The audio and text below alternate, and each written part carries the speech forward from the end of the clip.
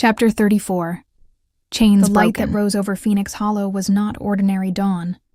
It poured in low and golden, gilding the stone courtyards and cracked battlements in something softer than sunlight, something watching. In the hush before movement, even the wind hesitated. Smoke curled lazily above the towers, not from destruction, but from fire pits lit for warmth and ritual. Phoenix Hollow had been a prison once. Now it was a promise. The silence was broken by a single hammer striking iron, then another. And another. In the square at the heart of the stronghold, carts groaned with the weight of what remained. Shackles, chains, collars, manacles. Each held runes once carved for domination, infused with sigils meant to suppress dragonfire, to silence witch song. They had bound wings and wills alike. No longer. Decima Wren stepped into the clearing, the crystal rod in her hand burning softly with living light. Daniel moved at her side, his fire mark shining beneath the sleeve of his tunic. Tunwell close behind him, midnight scales shimmering in the gold of the morning. She wore black and silver, colors of shadow and flame, but it was not the robes that marked her. It was her stance, her silence, the way the wind curved around her like a creature that obeyed her pulse. To her left stood Serenfe, her dragon's wings folded, eyes watchful, steam rising in lazy clouds from her nostrils. Cassian stood at Decima's right, sword sheathed but hand resting on the hilt out of habit. Daniel's presence was a steady heat beside her, and the gathered crowd looked to the soulbound pair for the signal. "Sisters, brothers," Decima said, her voice cutting through the morning. All turned toward her, witches once bound, warlocks once exiled, even knights and gnomes who had pledged to the vigil of the flame. "These chains," she said, "were not made to protect. They were made to control. They were built by fear, wielded by cowards, and fed with power stolen from our blood. Today we end that line, not only in iron but in memory." She raised the rod, and Daniel reached out, placing his hand over hers. Their combined power flared through the rod, white gold with veins of deep violet, alive with something not fully theirs alone. The light in it trembled like it remembered pain, or rage. One by one the vigil brought the relics forward. Shackles made of moon steel and bone, chains laced with ancient dragon scales, manacles that still thrummed faintly with suppression spells. Some were shattered from battle. Others remained whole, dangerous. Decima and Daniel stepped forward together, touching each relic with the rod. The moment their joined magic met metal, the light surged and the bindings cracked. Some disintegrated quietly.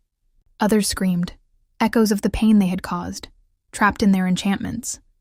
Dust drifted up like ash. In the crowd, someone sobbed. Then another, not from grief but from release. Brynac stepped forward, a splintered cuff in his gnarled hand. He lifted it high and shouted, "No more chains!" The cry went up in answer, thunderous, wordless, aching. Serenfe arched her long neck and exhaled a plume of mist over the crowd. Tunwell echoed her, steam curling in silver and gold. It shimmered like fog touched by moonlight, dancing through braids and cloaks, softening the sharpness of release. A hush followed, reverent, unshakable. For a moment, Decima swore she felt something pull at her senses, a pulse in the ley lines, a tremor in her rod's glow. Daniel squeezed her hand, their bond anchoring her. The ceremony moved inward.